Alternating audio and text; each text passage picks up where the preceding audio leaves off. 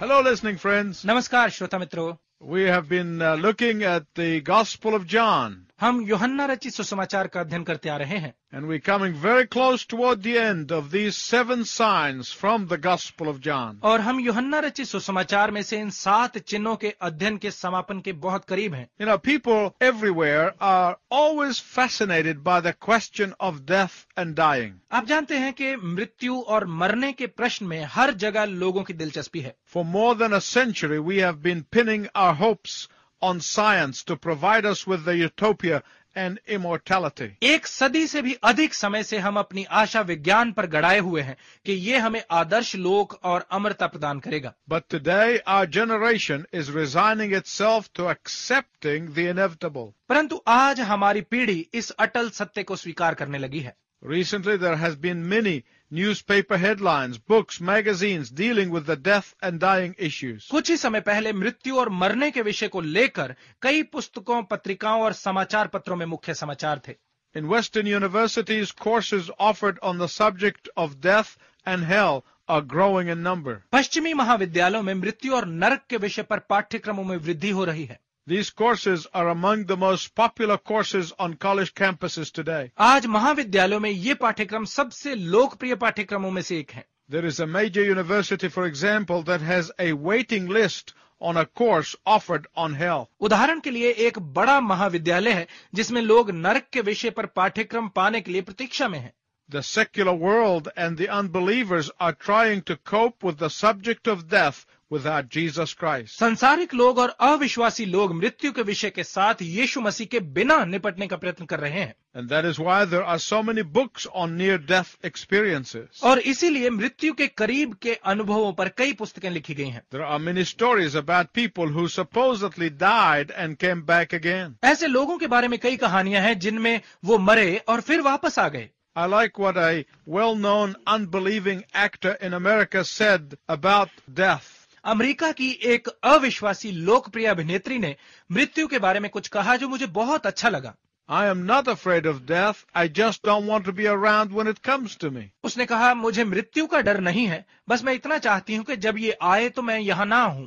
In a certain cemetery, the following epitaph appeared on a tombstone. एक कब्रिस्तान में एक कब्र पर ये शब्द अंकित थे, Pause, stranger, when you pass me by. हे अजनबी, जब तू मेरे पास से गुजरे तो एक क्षण के लिए रुक।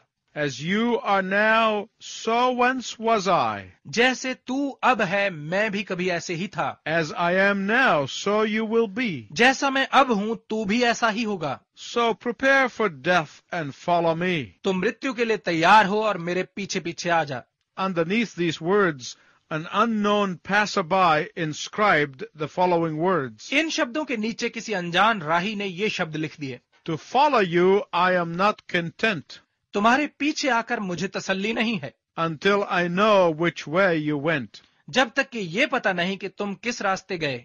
There are even some who decided to capitalize on the increasing number of people who believe in reincarnation deception. यहाँ तक कि कई ऐसे लोग हैं जिन्होंने पुनर्जन्म के छल पर विश्वास करने वाले लोगों की बढ़ती संख्या का फायदा उठाने का फैसला किया।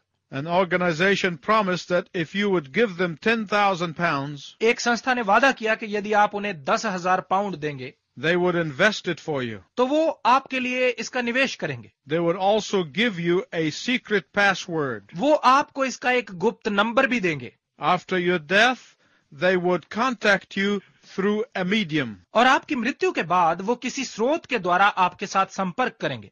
Then they would find out the name and the location where you would be reborn. फिर वो उस जगह का नाम और पता लगाएंगे जहां आप पुनर्जन्म लेंगे।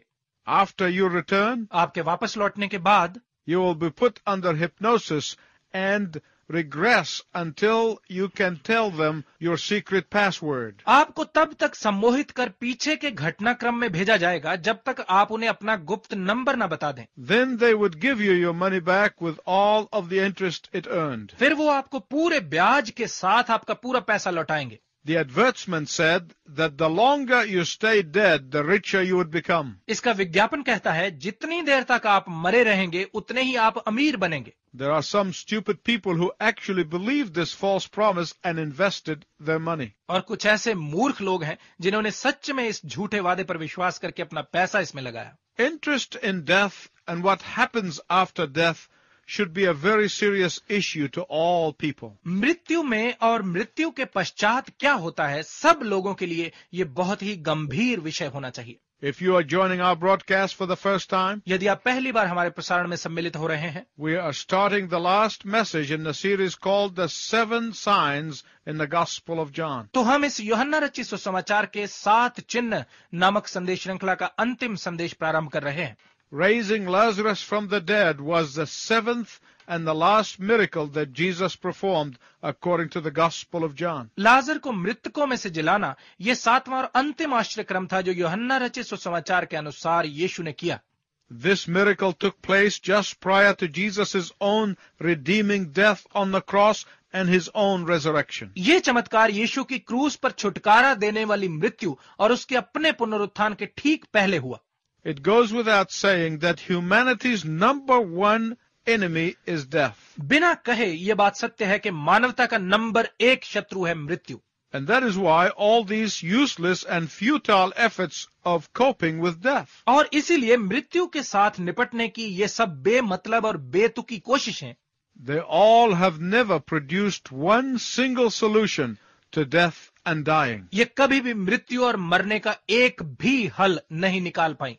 In raising the dead, मुर्दों को जिंदा करने के द्वारा Jesus demonstrated that he and he alone has overcome public enemy number 1. यीशु ने दिखाया कि उसने और केवल उसने ही सबके शत्रु नंबर 1 को हराया है। In raising Lazarus from the dead, लाजर को मृतकों में से जिंदा करके Jesus assures everyone who receives him as Savior and Lord of their own resurrection. यीशु हर किसी को जो उसे प्रभु और उद्धारकर्ता के रूप में स्वीकार करते हैं, उन्हें उनके पुनरुत्थान का निश्चय देता है। He assures us that we too have defeated death. वो हमें निश्चित करता है कि हमने भी मृत्यु को पराजित कर दिया है। He assures us that we too have overcome the hopelessness of dying. वो हमें निश्चित करता है कि हमने भी मरने की निराशा पर विजय पा ली है। He assures us that we too have victory over public enemy number 1. वो हमें निश्चय देता है कि हमने भी सबके शत्रु नंबर 1 पर विजय पा ली है। There was a devoted Christian who died on August 14, 1940. एक समर्पित मसीही था जिसकी 14 अगस्त 1940 को मृत्यु हो गई। He had cards announcing his death to be ready to send out. उसने अपनी मृत्यु का समाचार देने के कार्ड पहले से तैयार कर रखे थे। The only space left on the card was the date. Card पर बस तिथि का स्थान खाली छोड़ा गया था। Here is how the card read. Card पर कुछ ऐसा लिखा था। August 14, 1940. 14 अगस्त 1940। Triumphant through grace. अनुग्रह के द्वारा विजयी। This is to announce. ये घोषित किया जाता है, I have moved out of the old mud house मैंने पुराना मिट्टी का घर छोड़ दिया है and I have arrived in glory land in charge of the angelic escort. और मैं स्वर्गदूतों के नेतृत्व में महिमा के देश में पहुंच गया हूं। Absence from the body at home with the Lord. शरीर से अलग प्रभु के साथ घर में। I find as foretold in Psalm 16:11. मैं देखता हूं भजन संहिता 16 अध्याय के 11 पद में जैसा पहले से बताया गया है, In his presence fullness of joy, pleasures forevermore. उसकी उपस्थिति में आनंद की भरपूरी, सदा का आराम। Will look for you on the way up on the redemption of the body. देह से छुटकारा पाकर ऊपर जाते हुए तुम्हारी प्रतीक्षा में होंगे। Till then, look up. तब तक ऊपर की ओर देखो। You see, that's what a Christian death is all about. आप देखिए, ये है असल मसीही मृत्यु। The gospel records that there are 3 times when Jesus raised dead people from their death. सुसमाचार बताते हैं कि 3 मौके ऐसे थे जब यीशु ने मृतकों को जिलाया। One was the son of the widow of Nain. एक था नाइन की विधवा का पुत्र, One was Jairus' daughter. एक थी जैरस की बेटी, And the other was Jesus' friend Lazarus. और दूसरा था यीशु का मित्र लाजर। One was raised before the funeral procession. एक को दफनाने की अंतिम क्रिया से पहले जिलाया गया, One was raised during the funeral procession. एक को दफनाने की क्रिया के दौरान जिंदा किया गया, And the other one was after the funeral procession. और एक को दफनाए जाने के बाद जिलाया गया। One was dead for half an hour, एक आधे घंटे से मृत था and the other was dead for half a day, और दूसरा आधे दिन से मृत था, and Lazarus was dead for half a week. और लाजर आधे सप्ताह से मृत था। Please turn with me to John 11 as we study together from the Word of God the raising of Lazarus from the dead. कृपया मेरे साथ यूहन्ना रचित सुसमाचार 11 अध्याय पर आइए, जब हम मिलकर परमेश्वर के वचन में लाजर को मृतकों में से जिंदा किए जाने के बारे में पढ़ते हैं। Let us read it together. आइए मिलकर पढ़ते हैं। मरियम और उसकी बहन मार्था के गांव बेतनिया का लाजर नामक एक मनुष्य बीमार था। यह वही मरियम थी जिसने प्रभु पर इत्र डालकर उसके पांवों को अपने बालों से पोंछा था। इसी का भाई लाजर बीमार था। अतः उसकी बहनों ने उसे कहला भेजा, हे प्रभु, देख जिससे तू प्रीति रखता है वह बीमार है। यह सुनकर यीशु ने कहा, यह बीमारी मृत्यु की नहीं परंतु परमेश्वर की महिमा के लिए है, कि उसके द्वारा परमेश्वर के पुत्र की महिमा हो। यीशु मार्था और उसकी बहन से और लाजर से प्रेम रखता था। फिर भी जब उसने सुना कि वह बीमार है तो जिस स्थान पर वह था वहां 2 दिन और ठहर गया। इसके बाद उसने चेलों से कहा, आओ हम फिर यहूदिया को चलें। चेलों ने उससे कहा, हे रब्बी, अभी तो यहूदी तुझ पर पथराव करना चाहते थे और क्या तू फिर भी वहीं जाता है? यीशु ने उत्तर दिया, क्या दिन के 12 घंटे नहीं होते? यदि कोई दिन में चले तो ठोकर नहीं खाता, क्योंकि इस जगत का उजाला देखता है, परंतु यदि कोई रात में चले तो ठोकर खाता है, क्योंकि उसमें प्रकाश नहीं। उसने ये बातें कही और इसके बाद उनसे कहने लगा, हमारा मित्र लाजर सो गया है, परंतु मैं उसे जगाने जाता हूं। तब चेलों ने उससे कहा, हे प्रभु, यदि वह सो गया है तो स्वस्थ हो जाएगा। यीशु ने तो उसकी मृत्यु के विषय में कहा था, परंतु वे समझे कि उसने नींद से सो जाने के विषय में कहा। तब यीशु ने उनसे साफ साफ कह दिया, लाजर मर गया है और मैं तुम्हारे कारण आनंदित हूं कि मैं वहां न था, जिससे तुम विश्वास करो, परंतु अब आओ हम उसके पास चलें। तब थोमा ने, जो दिदमुस कहलाता है, अपने साथी चेलों से कहा, आओ हम भी उसके साथ मरने को चले। वहां पहुंचने पर यीशु को यह मालूम हुआ कि लाजर को कब्र में रखे 4 दिन हो चुके हैं। बेतनिया यरूशलेम के समीप कोई 2 मील की दूरी पर था। बहुत से यहूदी मार्था और मरियम के पास उनके भाई की मृत्यु पर शांति देने के लिए आए थे। जब मार्था ने यीशु के आने का समाचार सुना तो उससे भेंट करने को गई, परंतु मरियम घर में बैठी रही। मार्था ने यीशु से कहा, हे प्रभु, यदि तू यहां होता तो मेरा भाई कदापि ना मरता। और अब भी मैं जानती हूं कि जो कुछ तू परमेश्वर से मांगेगा परमेश्वर तुझे देगा। यीशु ने उससे कहा, तेरा भाई फिर जी उठेगा। मार्था ने उससे कहा, मैं जानती हूं कि अंतिम दिन में पुनरुत्थान के समय वह जी उठेगा। यीशु ने उससे कहा, पुनरुत्थान और जीवन मैं ही हूं। जो कोई मुझ पर विश्वास करता है वह यदि मर भी जाए तो भी जिएगा, और जो कोई जीवित है और मुझ पर विश्वास करता है वह अनंत काल तक न मरेगा। क्या तू इस बात पर विश्वास करती है? उसने उससे कहा, हाँ हे प्रभु, मैं विश्वास करती हूं कि परमेश्वर का पुत्र मसीह जो जगत में आने वाला था वह तू ही है। यह कहकर वह चली गई और अपनी बहन मरियम को बुलाकर चुपके से कहा, गुरु यहीं है और तुझे बुलाता है। यह सुनते ही वह तुरंत उठकर उसके पास आई। यीशु अभी गांव में नहीं पहुंचा था, परंतु उसी स्थान में था जहां मार्था ने उससे भेंट की थी। तब जो यहूदी उसके साथ घर में थे और उसे शांति दे रहे थे, यह देखकर कि मरियम तुरंत उठ के बाहर गई है, यह समझे कि वह कब्र पर रोने को जाती है, तो उसके पीछे हो लिए। जब मरियम वहां पहुंची जहां यीशु था तो उसे देखते ही उसके पांव पर गिर पड़ी और कहा, हे प्रभु, यदि तू यहां होता तो मेरा भाई ना मरता। जब यीशु ने उसको और उन यहूदियों को जो उसके साथ आए थे रोते हुए देखा तो आत्मा में बहुत ही उदास और व्याकुल हुआ और कहा, तुमने उसे कहां रखा है? उन्होंने उससे कहा, हे प्रभु, चलकर देख ले। यीशु रोया। तब यहूदी कहने लगे, देखो वह उससे कितना प्रेम रखता था। परंतु उनमें से कुछ ने कहा, क्या यह जिसने अंधे की आंखें खोली यह भी न कर सका कि वह मनुष्य ना मरता? यीशु मन में फिर बहुत ही उदास होकर कब्र पर आया। वह एक गुफा थी और एक पत्थर उस पर रखा हुआ था। यीशु ने कहा, पत्थर हटाओ।